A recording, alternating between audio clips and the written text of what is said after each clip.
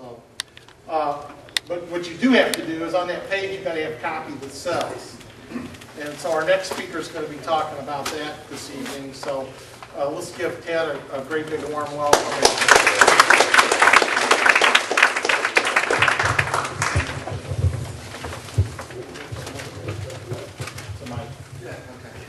Okay, you guys hear me? Okay? Yep. Okay. I'm going to throw a bunch of stuff at you, so it's kind of interesting. First of all, I'm Ted Cantu. I'm just look online, you'll find me. I'm all over the place. I've known Mark for a long time, and they've been gracious enough to have me come in here and talk to you guys. I'm going to kind of present to you a bunch of new concepts and things that I'm working on. I'm pretty notorious for not really collaborating with other internet marketers, mostly because I have a six-week-old son, so he keeps me kind of busy. So, but what I'm going to present to you today is actually kind of the glue of what keeps your campaigns going, how you appeal to people, how you sell more stuff, and the reasons why people buy. And some of it is very, very new, and that's okay. But the thing is, I want you to keep in mind that the candy is kind of towards the end. And I'm going to have real examples of sales letters that I use week after week.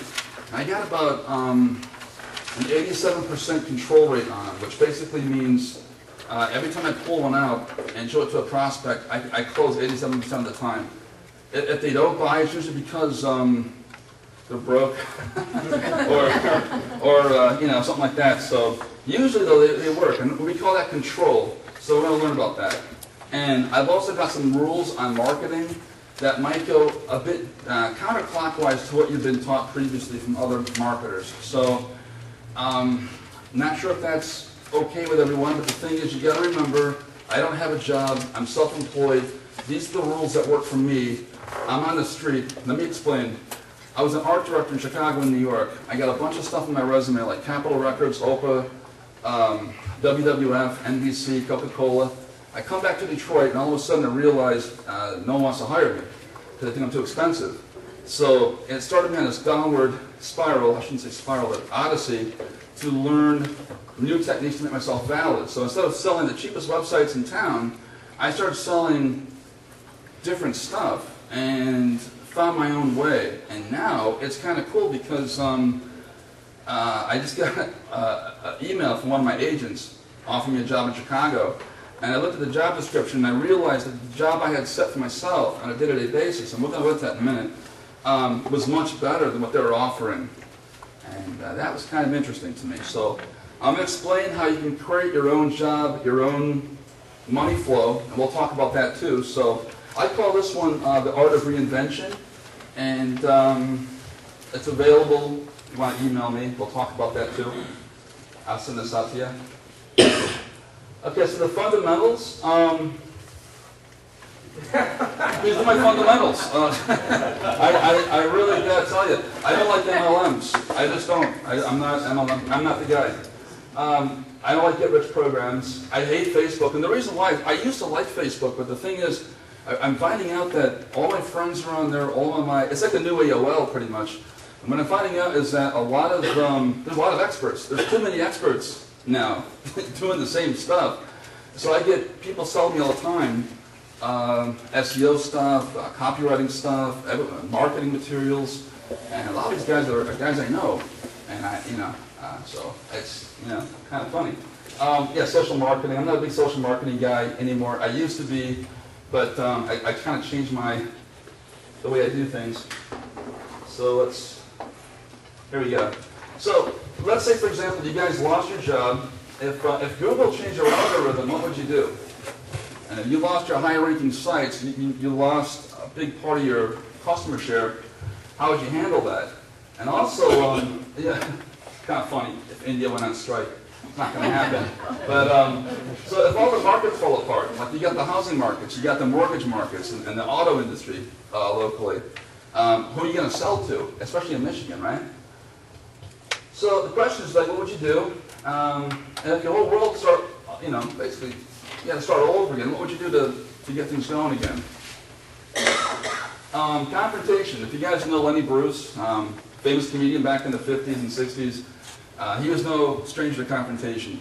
Kind of one of my heroes, actually, and it's a big theme for me because confrontation is really what's lacking in a lot of social marketing, email, the new style of doing business online. Seems to be this real wall of like a paranoia of meeting other people and doing business. And actually, I think it's more epidemic, actually. I think it's more like afraid of rejection. And I have to admire guys like that because he was rejected considerably and actually put in jail for his jokes. But it's kind of interesting. So lesson one is make adversity your friend. I have always found this to be true, especially moving back to Detroit after doing so well in the art direction world. I was able to do really well, but when adversity strikes, instead of running away from it, get the cheapest job or selling a product at the cheapest price possible, what do? You know, I think it's kind of interesting to look at some of the more intriguing characters in history, like Malcolm McLaren. He just died actually just recently, but he was the one that was he actually started punk rock more or less in England, and some of the bands he made famous, Sex Pistols, Clash, Band, and that sort of thing. Kind of interesting, really. This spiraled into something new. It was actually MTV North America and MTV Europe. So when you're faced with economic challenges, you know, what do you do with that? Actually, punk rock more or less started here in Detroit, the MC5. But there's a little historical note there. So that's the whole thing. But here's the thing I'm kind of finding out is that economic pop culture laws, adversity is usually leads to the satisfaction of some sort. The satisfaction always leads to some sort of a change. Change leads to a new culture, and a new culture always leads to revolution. I've seen this cycle repeat many times. MTV is a really great example of that. My challenge to you, no matter what it is, if you're selling healthcare, if you're selling vitamins, is to start your own revolution. And one way to do that is to actually use sales copy that you write yourself. And we're going to talk about buzzwords and trigger words that get people to slip into a buying frenzy, a buying mode. So that's the real focus. Just for fun, what do all these bands have in common? You got the Sex Pistols, you got the White Stripes, they're from Detroit, and U2. All of these bands started at a time of really like an economic slump, actually. They've got moxie and they were able to survive and create new things. Revolution is revolution. That's the Boston Tea Party, okay? You understand? And what does that revolution turn into? MTV is now a station that shows music with no music. I don't know how they do that. It's another living off advertising. Kind of funny. On the same note, Elvis Costello was a guy who actually was accused of wearing glasses with no actual real glass in them. So it's kind of a pretentious thing. So you got to be careful about that. And so when you collaborate your ideas, and what do things look like?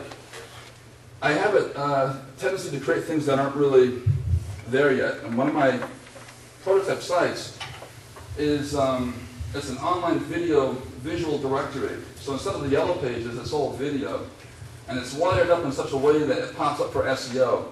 So if someone's looking for Italian food in Ferndale, one of my properties shows up. One of my artists from the Russell Gallery shows up when you type in junk sculpture and that sort of thing. And this thing is growing and it's viral and it's really cool because now I'm picking up some interesting business off of that I didn't really expect. And I'm going to go into that a little bit more. So hotmetrofinance.com is a result of adversity. Creating something that's not there. Actually, what you're looking at here, it's like an online visual video magazine. It's unscripted too. And we're going to talk a little about that and how that works. See, online video, it's different than television. Television, everything has to be Hollywood, everything has to be polished.